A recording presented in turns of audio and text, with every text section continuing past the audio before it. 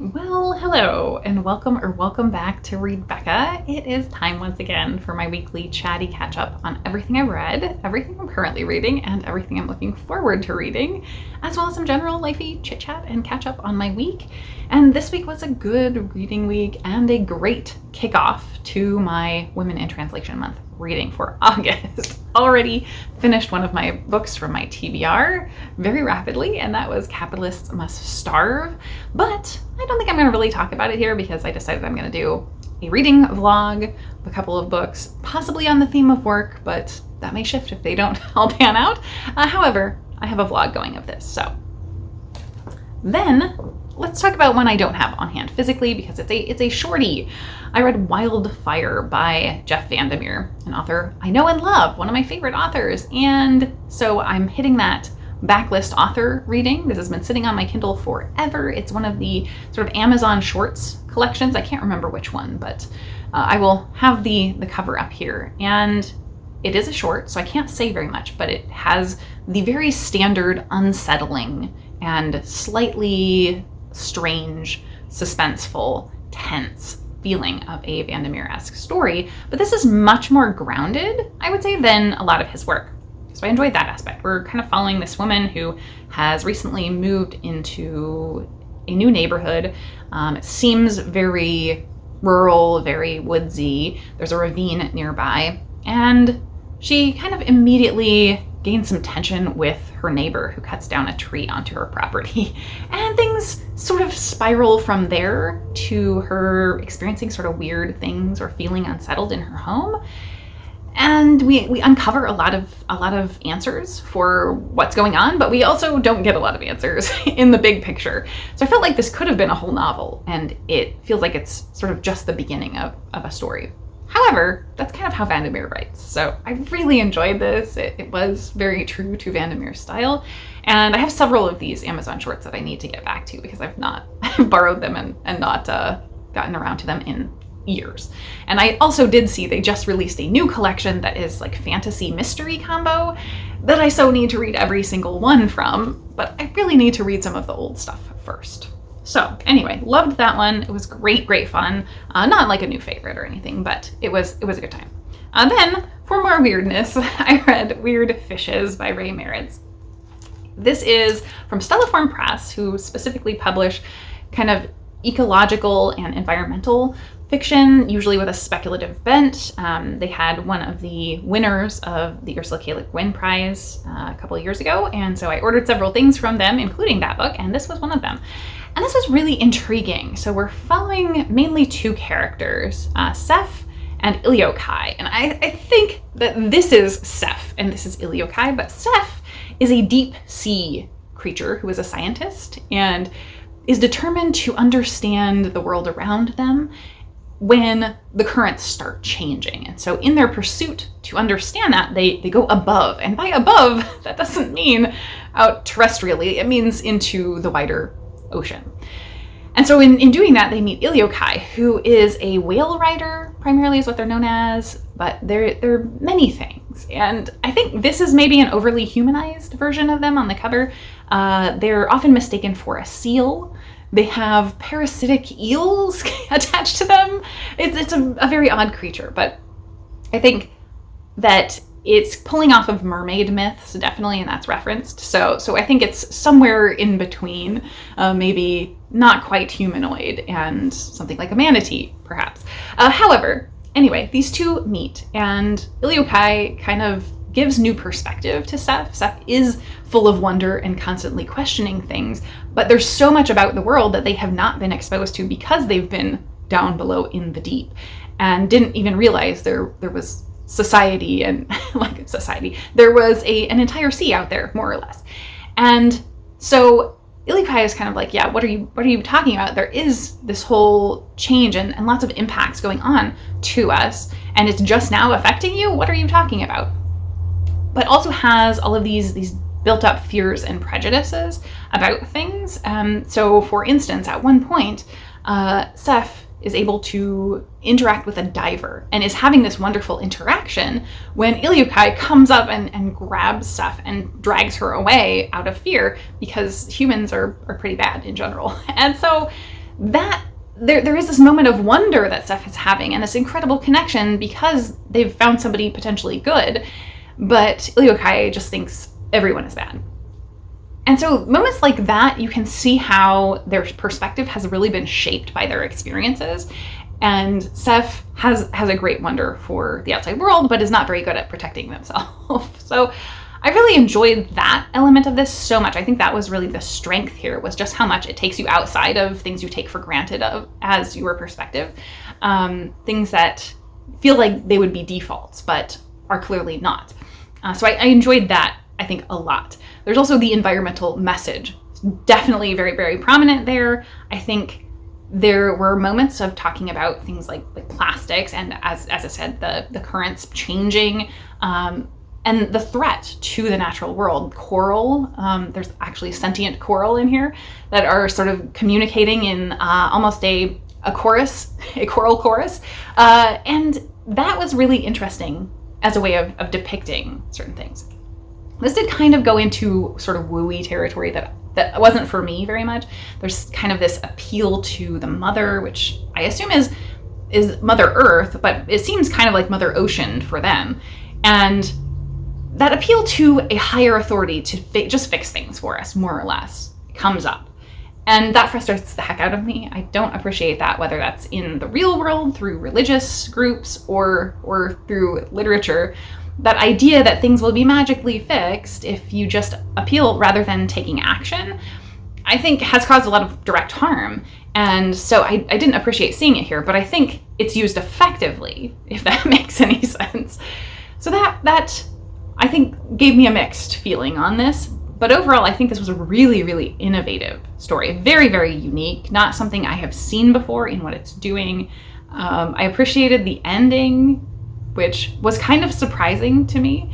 It wasn't what I expected, definitely. And also, I will say, there was a question when I put this on my TBR about this being directly related to, or related in any way to, the Radiohead song. And the author does reference that, in fact.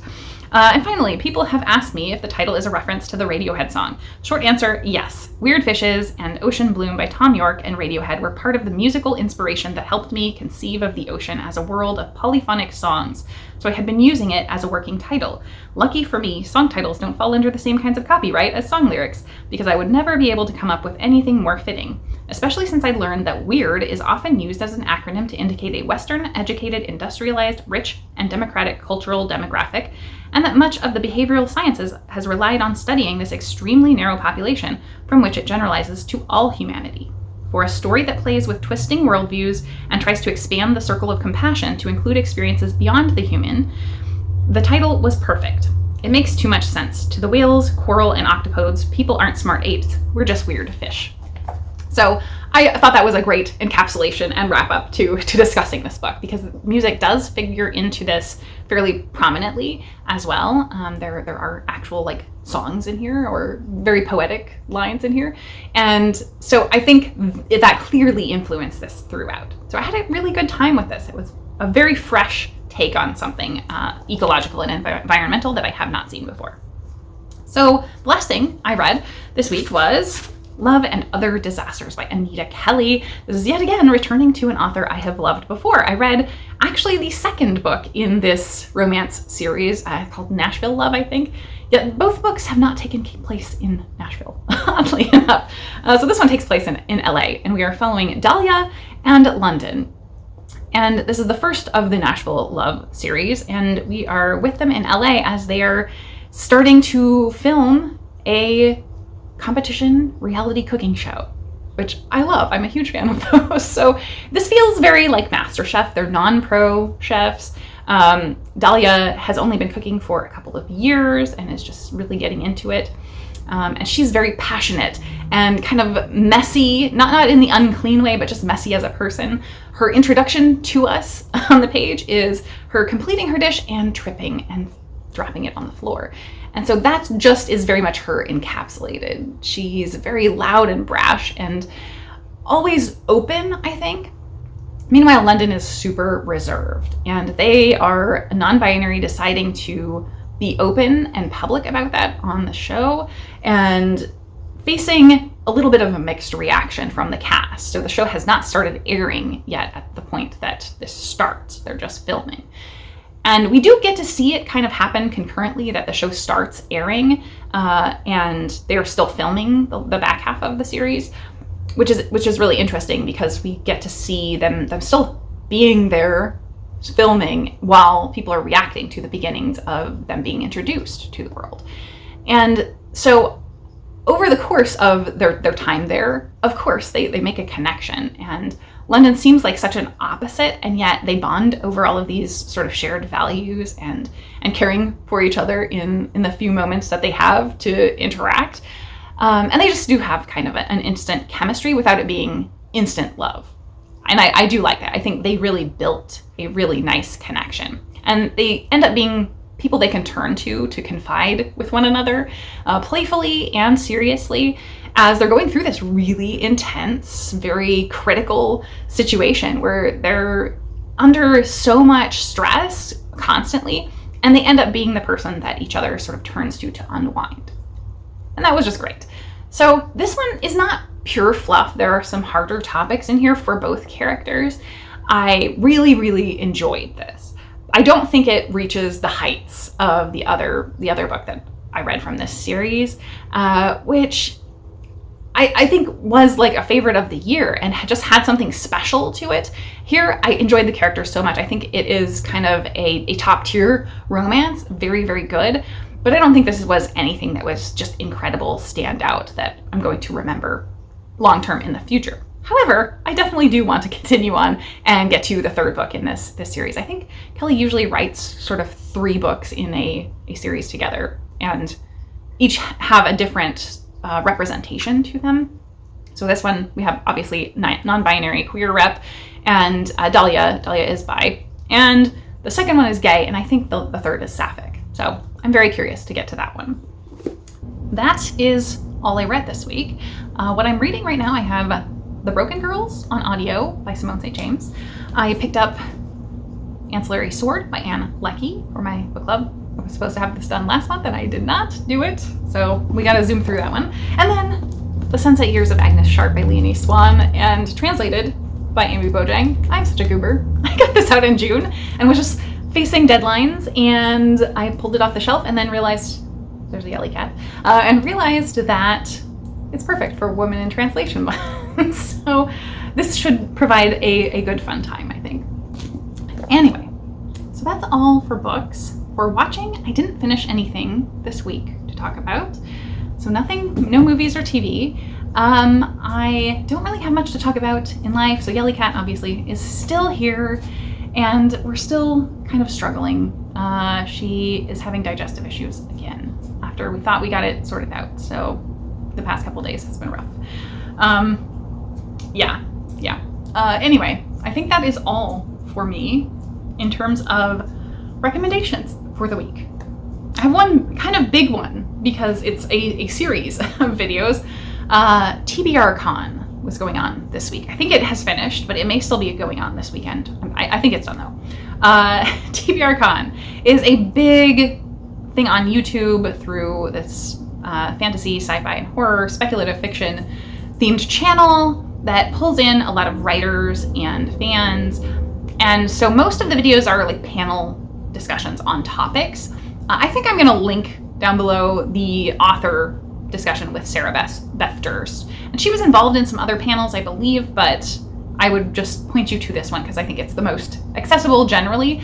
There are so many other topics though, things about writing as a craft, things talking about the publishing process, things about general like tropes and themes, some great stuff on each of the different genres, horror, sci-fi, and fantasy.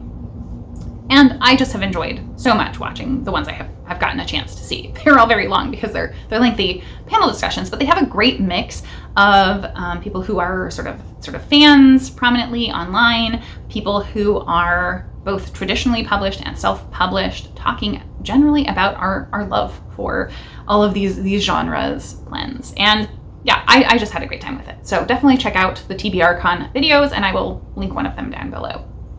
So that is it for me today, I think. That was a relatively short one. We did okay today in wrapping things up rapidly. And as I said, you will get a video with kind of the capitalist must starve details in a vlog in the future. So with that, I wish you a wonderful week in reading and in life, and thank you so very much for watching.